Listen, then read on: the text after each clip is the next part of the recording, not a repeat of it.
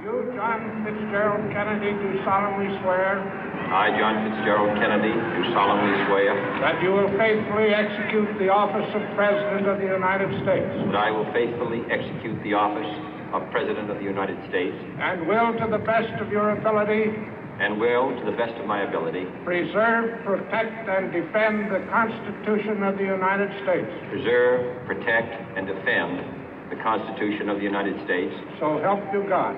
So help me God.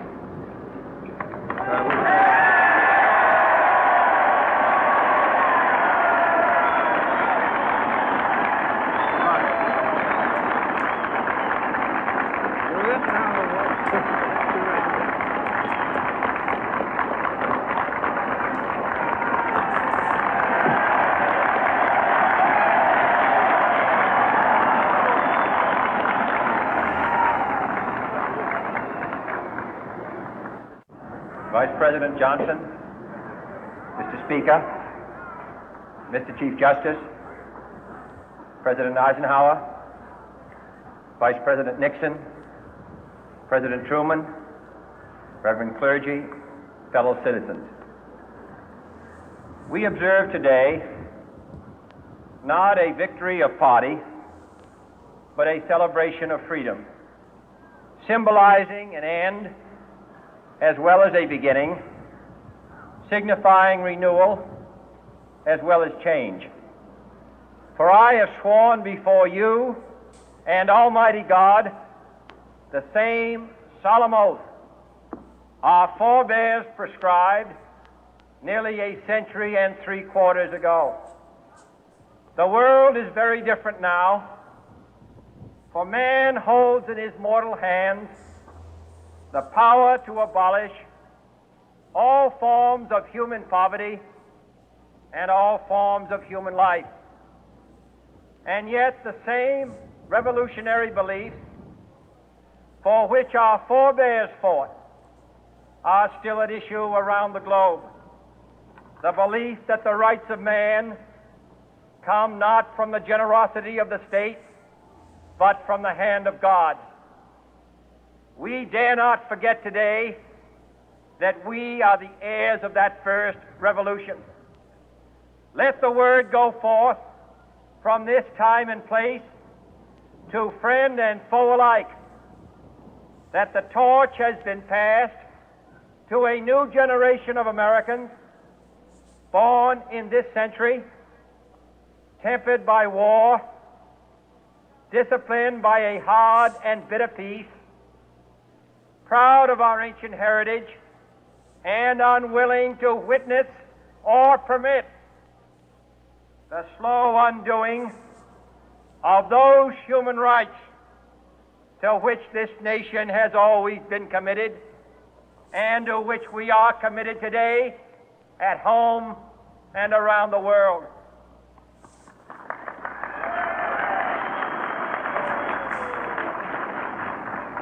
Let every nation know, whether it wishes us well or ill, that we shall pay any price, bear any burden, meet any hardship, support any friend, oppose any foe to assure the survival and the success of liberty.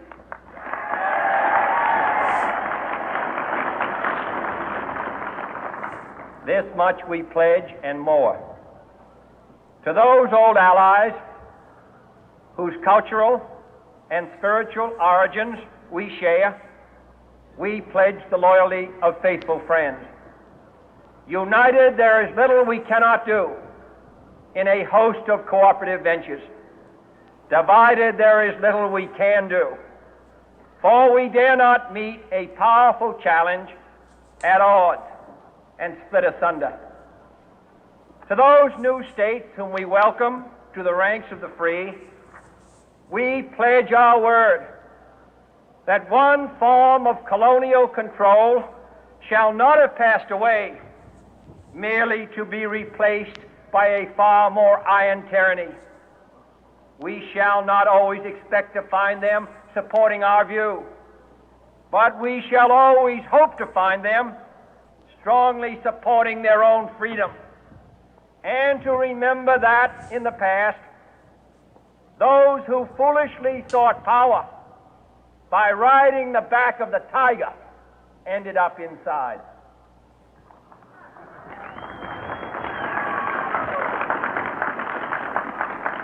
To those people in the huts and villages of half the globe struggling to break the bonds of mass misery, we pledge our best efforts to help them help themselves for whatever period is required, not because the communists may be doing it, not because we seek their votes, but because it is right.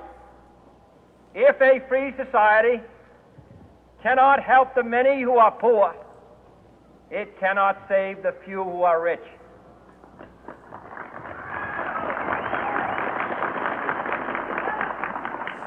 To our sister republics south of our border, we offer a special pledge to convert our good words into good deeds, in a new alliance for progress, to assist free men and free governments in casting off the chains of poverty.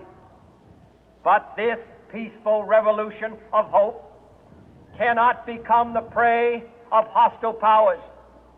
Let all our neighbors know that we shall join with them to oppose aggression or subversion anywhere in the Americas.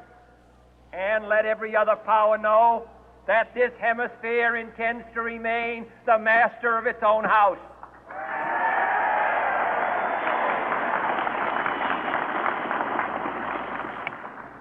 To that World Assembly of Sovereign States, the United Nations, our last best hope, in an age where the instruments of war have far outpaced the instruments of peace, we renew our pledge of support to prevent it from becoming merely a forum for invective, to strengthen its shield of the new and the weak, and to enlarge the area in which its writ may run. Finally, to those nations who would make themselves our adversary, we offer not a pledge, but a request that both sides begin anew the quest for peace. Before the dark powers of destruction, unleashed by science, engulf all humanity in planned or accidental self-destruction, we dare not tempt them with weakness, for only when our arms are sufficient beyond doubt can we be certain beyond doubt that they will never be employed. But neither can two great and powerful groups of nations take comfort from our present course, both sides overburdened by the cost of modern weapons, both rightly alarmed by the steady spread of the deadly atom, yet both racing to alter that uncertain balance of terror that stays the hand of mankind's final war.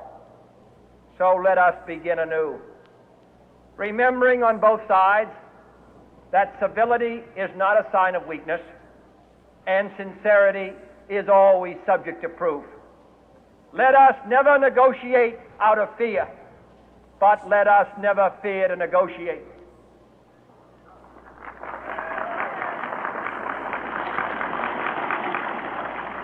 Let both sides explore what problems unite us, instead of belaboring those problems which divide us. Let both sides, for the first time, formulate serious and precise proposals for the inspection and control of arms, and bring the absolute power to destroy other nations under the absolute control of all nations.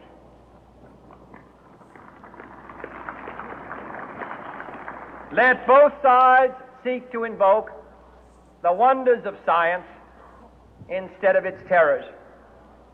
Together, let us explore the stars, conquer the deserts, eradicate disease, tap the ocean depth, and encourage the arts and commerce. Let both sides unite to heed in all corners of the earth the command of Isaiah to undo the heavy burden and let the oppressed go free. And if a beachhead of cooperation may push back the jungle of suspicion, let both sides join in creating a new endeavor, not a new balance of power, but a new world of law, where the strong are just and the weak secure and the peace preserved. All this will not be finished in the first 100 days, nor will it be finished in the first 1,000 days, nor in the life of this administration, nor even perhaps in our lifetime on this planet. But let us begin.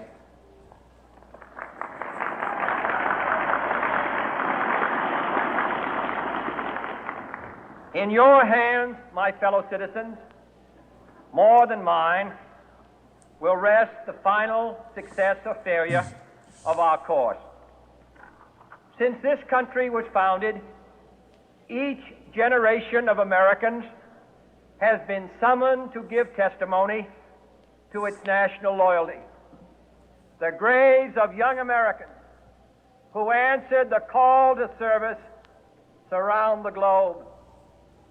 Now the trumpet summons us again, not as a call to bear arms, though arms we need, not as a call to battle, though in battle we are, but a call to bear the burden of a long twilight struggle, year in and year out, rejoicing in hope, patient in tribulation, a struggle against the common enemies of man, tyranny, poverty, disease, and war itself. Can we forge against these enemies a grand and global alliance, north and south, east and west, that can assure a more fruitful life for all mankind? Will you join in that historic effort?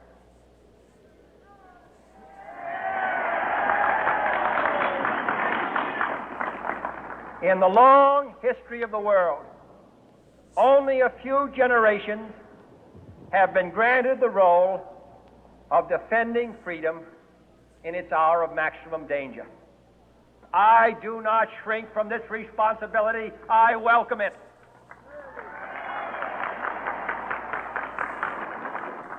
I do not believe that any of us would exchange places with any other people or any other generation. The energy, the faith, the devotion which we bring to this endeavor will light our country and all who serve it. And the glow from that fire can truly light the world. And so, my fellow Americans, ask not what your country can do for you, ask what you can do for your country.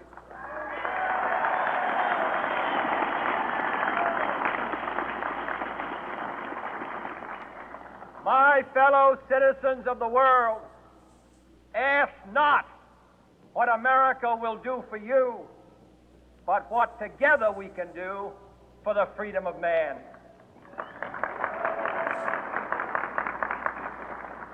Finally, whether you are citizens of America or citizens of the world, ask of us here the same high standards of strength and sacrifice which we ask of you. With a good conscience, our only sure reward, with history the final judge of our deeds, let us go forth to lead the land we love, asking His blessing and His help, but knowing that here on earth, God's work must truly be our own.